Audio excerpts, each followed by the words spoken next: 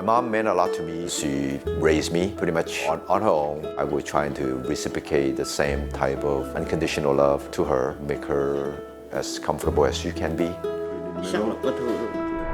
My name is Sam Lee. I'm the only child of my mom, and we have been living in the United States together since we moved here back in the early 1980s. When Vietnam fell for the communists in the 1975, we left Vietnam through a boat. At the time, it was about 200 people that they can cram underneath the deck. That we also able to be rescued by the Italian humanitarian mission, and that's how we get to Seattle. I got here when I was 14 years old. It's definitely a culture shock. The most challenging aspect for me was obviously the language, but then later finding my own root and getting an identity was very challenging for me. We were forced to grow up a lot faster. I learned that we have to become the caregiver very early on. You end up worrying a lot more than any teenager at the time should be. My name is Harley. This year is 80 years old. My son is 70.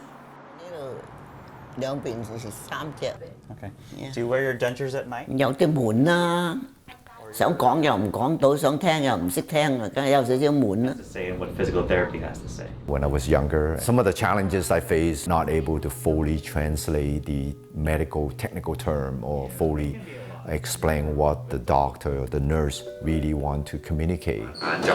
梗係又好重要啦！而家我乜嘢都係靠佢哋啊嘛。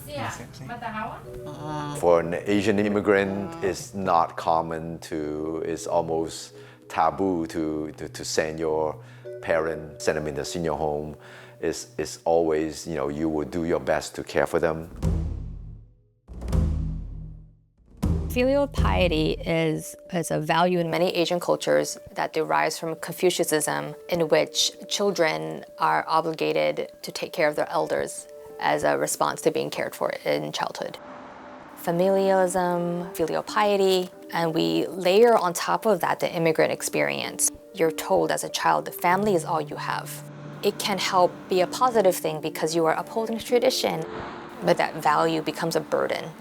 Cultural value is tough for my generation, I guess. We have to balance between the traditional Asian thinking and how we also adapting the Western culture about being independent, living on your own. Sometimes it make me hard to balance some of my emotion.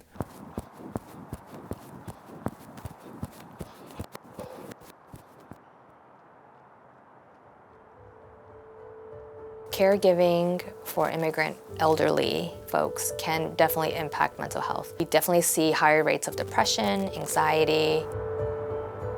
I experience different level of depression. I just cannot sit still for 5 minutes. I can say I have talked about a lot of this emotion with my mom. Will make her more guilty or make myself more guilty. Seeing what my mom went through as a single mom, and I think being recollected or abandoned is probably the most fearful thing for her. There's a lot of trauma that she held back. 所以我咪悶就好似平時喺企有少少悶啦，都冇辦法㗎。你要凄涼，你都冇得挽救㗎嘛。佢係過身。My mom's isolation definitely, increased through the years. Some of friends are no longer with us, so it contributes to her isolation. Also, we were told that she's in kind of progressive stage 3, I would say, on her dementia. So it definitely worries me.